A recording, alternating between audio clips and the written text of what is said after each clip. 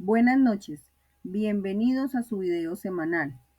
Para esta ocasión tenemos un tema muy interesante, alteraciones neurológicas en la infancia. Contamos con las profesionales Ángela María Pulido Torres, Noelia Garcés Reyes y quien les habla, Limbania María Marulanda. Para el abordaje de este tema, empecemos por conocer qué son las alteraciones neurológicas.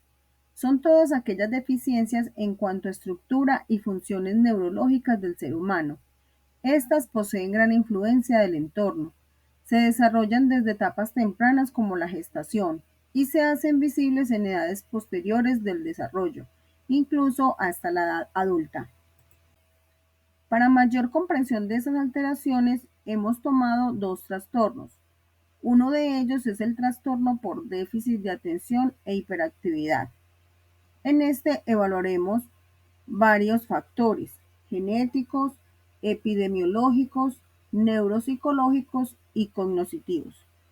En los factores genéticos encontramos que según estudios realizados demuestran que este tipo de trastorno posee un alto nivel genético, encontrando un elemento importante, como lo es la herencia poligénica multifactorial. Este es un conjunto de genes afectados ambientalmente. Este tipo de herencia es complicada, se presenta principalmente en familias y es genéticamente heterogénea. Afecta la corteza prefrontal, los ganglios basales y el cerebelo, incluyendo todos sus circuitos.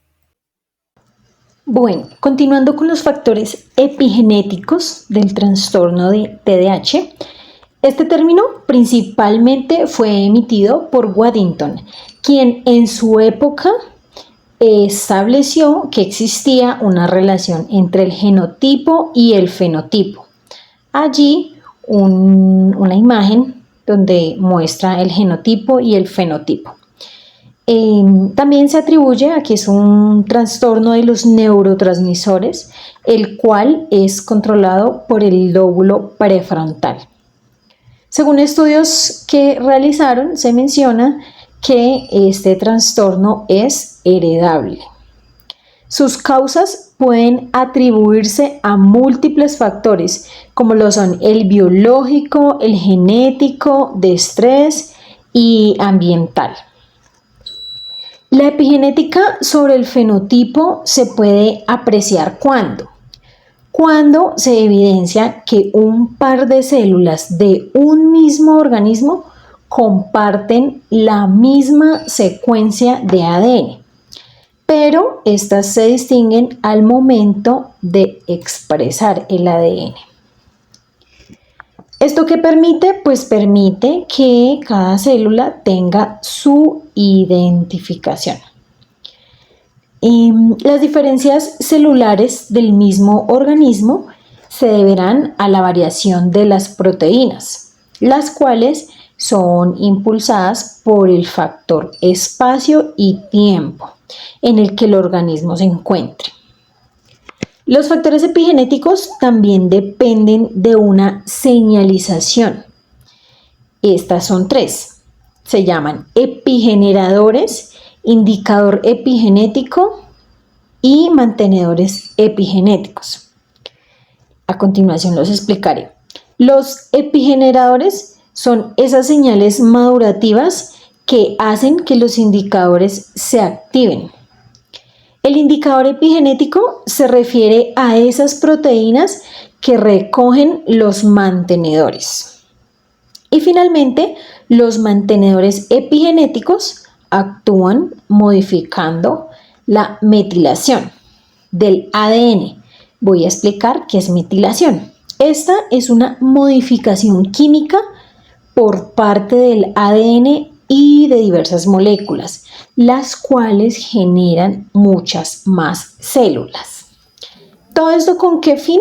Con el fin de determinar cómo seremos de acuerdo a nuestra información genética. Hablemos ahora de los factores neuropsicológicos. Estos están determinados por el predominio de los síntomas, inatención, hiperactividad e impulsividad o combinados. De acuerdo a eso, se presentan alteraciones en varios elementos de las funciones ejecutivas que interactúan con el lóbulo frontal, orbitofrontal, dorsolateral y cíngulo. Estas son atención, inhibición, memoria de trabajo, así como también déficit en la velocidad de procesamiento de información y procesamiento del tiempo. En cuanto a la inhibición conductual, encontramos que interactúa en tres procesos: inhibición de respuesta de dominio a una situación, detención de la respuesta generando retraso en ella sin impulsividad, control de la distracción.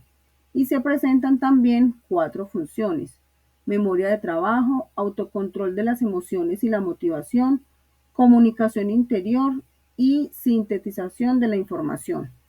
La alteración en este aspecto genera conducta hiperactiva, impulsiva y desordenada, afectando la actividad motora y cognitiva. La memoria de trabajo es un elemento importante de las funciones ejecutivas, el cual influye en la comprensión, razonamiento, solución de conflictos, aprendizaje, planificación y conducta con un objetivo a cumplir. La memoria de trabajo en pacientes con TDAH se hace presente por debajo del promedio, generando deficiencia en el proceso de aprendizaje. Hablemos de los factores cognitivos. Factores cognitivos del TDAH. Los factores cognitivos del trastorno por déficit de atención e hiperactividad TDAH están incluidos la dificultad en la atención sostenida, la inhibición impulsiva, la autorregulación emocional, afectando diversas funciones ejecutivas como la memoria de trabajo y la planificación. Además de lo mencionado, los trastornos cognitivos asociados al TDAH incluyen problemas en la organización, toma de decisiones, la flexibilidad cognitiva, la capacidad para aprender de las consecuencias. Estas dificultades cognitivas pueden variar en intensidad entre sujetos con TDAH. Hablemos un poco de cada factor. La atención sostenida.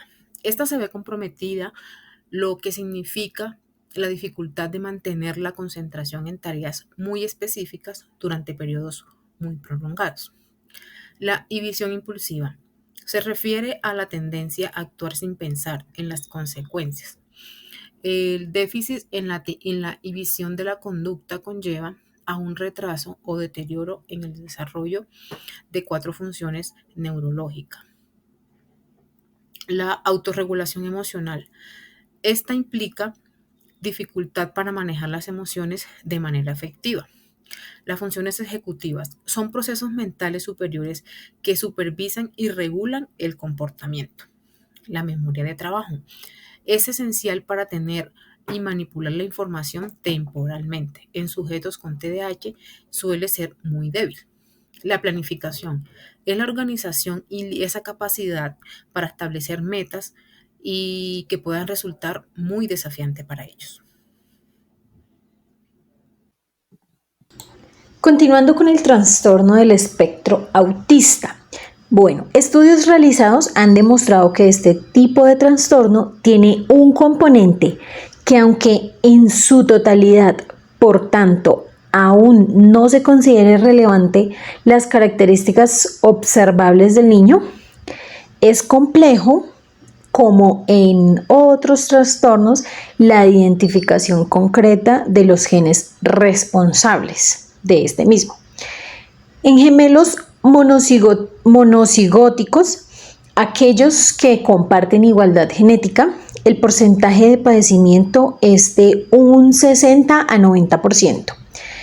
En gemelos disigóticos, cuyo comportamiento genético es cercano más no igual, el porcentaje disminuye considerablemente, va de un 0% a un 20%.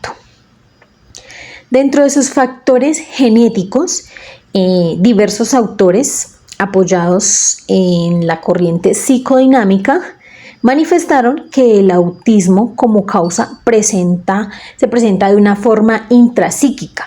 Esto quiere decir que parte como de una interacción familiar desviada. El autor Hermelin manifiesta que el autismo es la presencia de algún déficit en el sistema nervioso central por medio de la codificación de los estímulos externos. Esto quiere decir que se relaciona con todas las necesidades primarias del niño, como la nutrición. ¿Cuándo? Durante la gestación, durante la etapa del embarazo de la madre. Factores epigenéticos. El trastorno del espectro autista es uno de los trastornos del neurodesarrollo biológico, el cual inicia en la infancia. Su principal afectación se desarrolla en la comunicación social y evidentemente en las conductas repetidas. También genera afectación en el lenguaje y en el desarrollo intelectual del niño.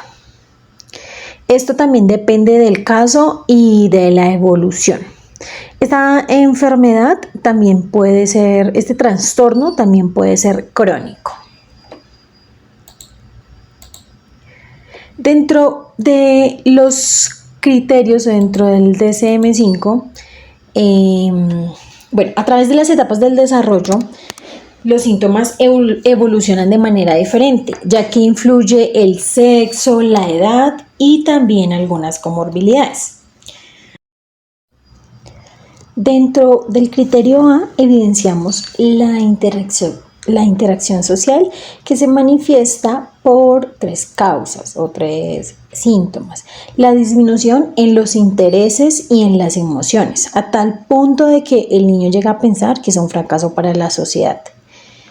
Como segundo tenemos la conducta de la comunicación no verbal, o sea, su lenguaje corporal y su comprensión de los diferentes gestos hacen que su conducta sea diferente. Tercero, mantener un comportamiento dependiendo de su contexto social. Eso es algo complejo, ya que presenta malestar a la hora de hacer amigos o de interesarse por otros.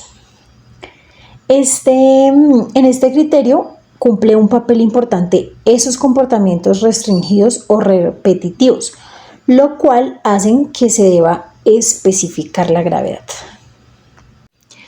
Dentro del criterio B, ese patrón repetitivo y restrictivo del comportamiento hacia alguna actividad se refleja en 2 o más de los siguientes síntomas. Uno es que se evidencia la manipulación de diversos objetos estereotipados o quizás alineándolos hacia algún lugar específico. También puede presentar muy poco interés o puede que se presente un grado de apego por algún objeto inusual. Tercero, la hiperactividad o hipoactividad de los estímulos percibidos en su entorno. Esto lo que le hace es generar asombro, entonces genera asombro por luces o movimientos o algunos sonidos. En este criterio el papel importante lo cumple el deterioro de la comunicación y ese patrón que restringe o repite los comportamientos, y de acuerdo a ello se debe de especificar también la gravedad. Dentro del criterio C, los síntomas deben hacer presencia durante las fases del proceso de desarrollo, lo que a su vez permitirá limitar o capacitarse en su entorno. Y posteriormente eso se va a reflejar en las diferentes fases de su vida. Dentro del criterio D, esos síntomas son causa de deterioro social y laboral en las diferentes áreas del funcionamiento. Dentro del criterio E, el trastorno del desarrollo intelectual o de retraso global tienen similitud, pero en cuanto a sus comorbilidades. Pero esto no le quita que la comunicación social es lo que fundamenta el trastorno. Una forma de evaluación es que se evalúan todas las áreas de su desarrollo, como lo son el lenguaje, social y conductual, para lograr identificar estos hay unos alarmantes como lo son a nivel del lenguaje, que es esa falta de interacción verbal y no verbal a nivel social. También su forma de mirar o su desinterés en compartir con más niños o con sus padres. No existe tampoco una atención conjunta a nivel conductual, no hay esa reciprocidad social y emocional. Hay apego, hay rigidez. Formas de intervenir. Bueno, debe ocurrir antes de los 3 años de vida, ya que se puede tratar adecuadamente. Una atención temprana es a eso de 18 a 24 meses o antes, en donde se puede identificar que sus áreas madurativas están presentando afectación. Aquí no se va a diagnosticar, pero sí se puede iniciar el tratamiento para su pronóstico. Y recomendable en un tratamiento cognitivo-conductual y una terapia ABA. Bien, miremos ahora los factores neurológicos del trastorno del espectro autista.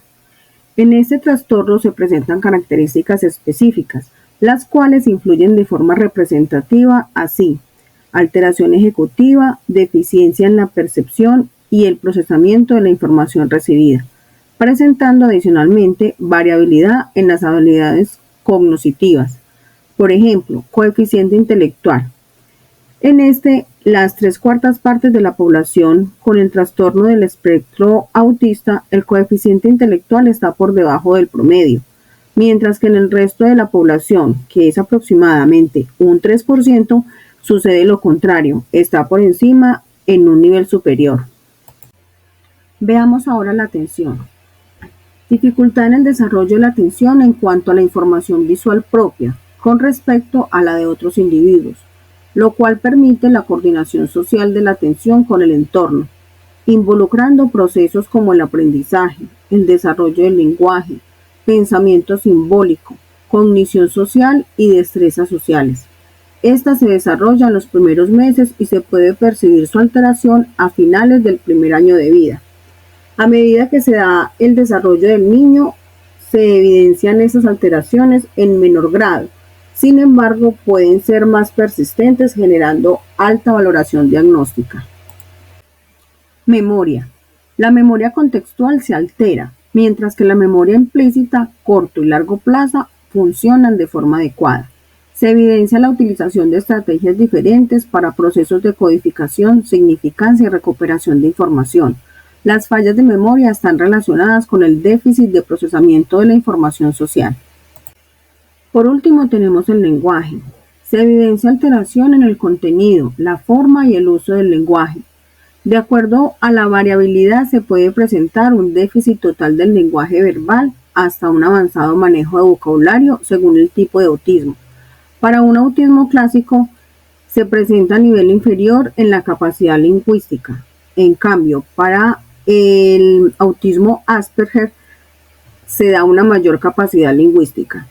Las fallas en el lenguaje se dan tanto en el campo expresivo como comprensivo y se da desde etapas iniciales del desarrollo. Se evidencia en la falta de comunicación y expresión de gestos, balbuceo y comprensión del lenguaje, así como también en el proceso lento para adquirir vocabulario. Factores cognitivos. Factores cognitivos del autismo.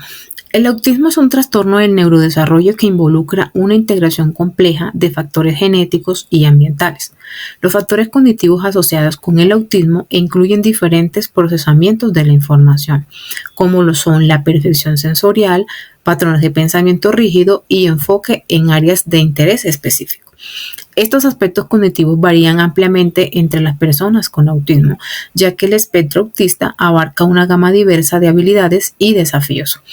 Entre los factores cognitivos asociados al autismo tenemos los siguientes. Primero, procesamiento sensorial. Esto abarca sensibilidad atípica a estímulos sensoriales como son sonidos, luces o texturas. 2. Comunicación social. Dificultades en la comprensión y el uso de señales sociales como son las expresiones faciales y los gestos. 3. Teoría de la mente. Desafíos para comprender las perspectivas y emociones de los demás. 4. Rigidez cognitiva. Propensión a patrones de pensamiento rígido o pensamientos repetitivos. interés específico, enfoque intenso en áreas de interés particulares o a veces de manera obsesiva, dificultades en la comunicación verbal y no verbal. Pueden haber retrasos en el desarrollo del lenguaje y problemas para interpretar o utilizar expresiones faciales y del lenguaje corporal. 7. Habilidades motoras. Algunas personas con autismo pueden tener habilidades motoras finas o gruesas atípicas.